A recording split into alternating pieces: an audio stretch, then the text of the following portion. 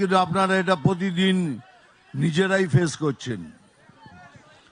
সেটা হলো নির্যাতন, লাঞ্ছনা। টিএমসির অ্যাকচুয়ালি পুরো নামটা কি জানেন? Terror manufacturing company.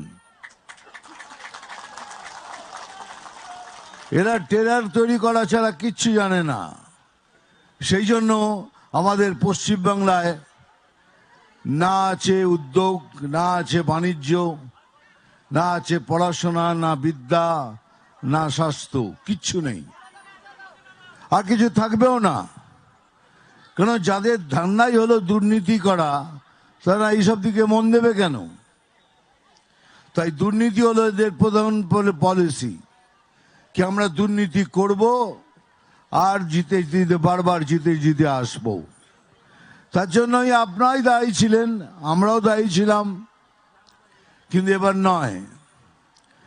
বাঙালিকে বাঙালিত্ব রাখার জন্য, হিন্দুদের হিন্দুত্ব রাখার জন্য, সনাতনীদের সনাতনিত্ব রাখার জন্য এই বাংলার মাটিতে আমাদের সবাইকে এক ছাতার নিচে এসে লড়তে হবে। সবাইকে এক ছাতার নিচে এসে সবাইকে লড়তে হবে। আর আমরা লড়বো। এইবার টিএমসির পতন হবে হবে হবে। এই জন্যই আমি সবাইকে অনুরোধ করছি।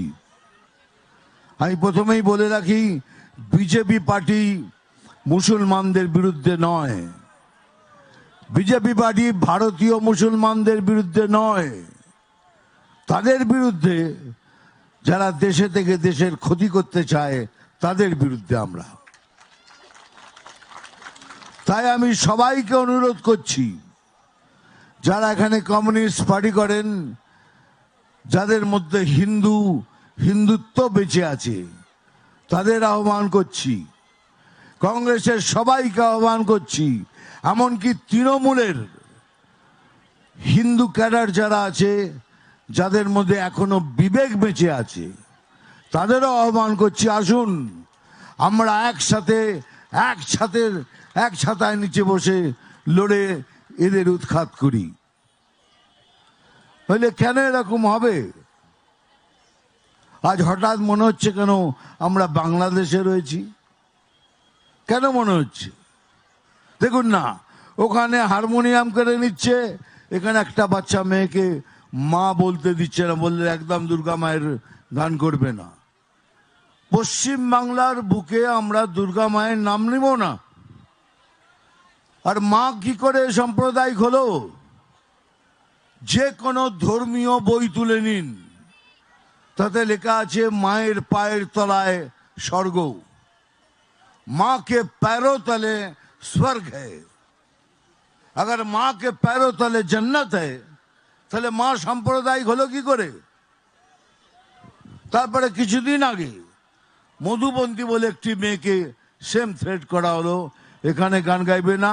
লালন ফকিরের প্রোগ্রামে গান গাইতে গেছিল, তাকে বলে এখানে মায়ের গান চলবে না।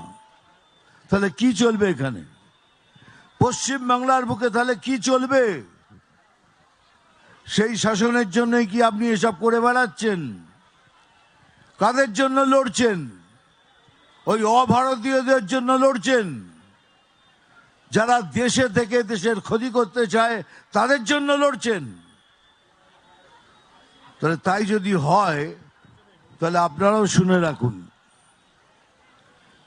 এ কোনোদিন পশ্চিম বাংলাদেশ হবে না।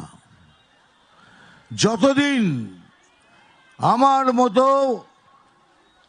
মতো বাঙালিরা বেঁচে আছে, আপনাদের মতো বাঙালি বেঁচে আছে, আমি জোর গলায় বলেছি, আমার শরীরে যদি এক বিন্দু রক্ত থাকে, তাহলে এটা বাংলাদেশ হবে না।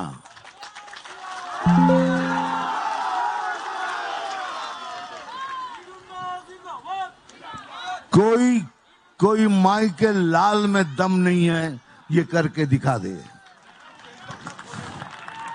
कोई माई के लाल में दम नहीं होगा। আমরা যদি একসাথে হয়ে যাই, কার ক্ষমতা আছে? তাই এখন সময় এসছে আমাদের বাঙালিত্ব রাখতে হবে। আমাদের হিন্দুত্ব বাঁচিয়ে রাখতে হবে। আমরা সনাতনী, বুক চাপড়ে বলুন আমরা সনাতনী। আমি যেমন বলি হ্যাঁ मैं সনাতনী হুঁ, আপনাদেরও বলতে হবে, বুক চাপড়ে বলবেন हाँ फकर से बोलता हूं कि मैं सनातनी हूं। এটা কেন বলছি বারবার, এই জন্যই বলছি যে এখন সময় এসছে আমাদের সবাইকে একসাথে নিচে এসে লড়তে হবে। এই যে লক্ষ্মী ভান্ডার, আপনারা কাশ্মীর ফাইলস দেখেছেন? যদি দেখে থাকেন তাহলে দেখবেন সেখানে হিন্দু ব্রাহ্মণদের তাড়িয়ে দেওয়া হয়েছে। এখন অবশ্য কাশ্মীরের অবস্থা অনেক ভালো হয়ে গেছে। সমস্ত ব্রাহ্মণ হিন্দুদের ওখান থেকে তাড়িয়ে দেওয়া হয়েছে। এখন বাংলায় সেই জিনিসটাই তৈরি করা হচ্ছে যে বাঙালিদের এখান থেকে উৎখাত করো, যারা হিন্দু তাদের এখান থেকে উৎখাত করো। এমনকি বেঙ্গল ফাইলস দেখাতে দিল না। যদি বেঙ্গল ফাইলস দেখতেন তাহলে বুঝতেন নোয়াখালীতে কি হয়েছিল। নোয়াখালীতে 40,000 হিন্দুকে হত্যা করা হয়েছিল, সেই জন্যই দেখতে দেওয়া হলো না। এখন ওটিটিতে চলছে, দেখবেন। গ্রেট ক্যালকাটা কিলিংটা কি? ওই একই জিনিস, হিন্দুদের মারো।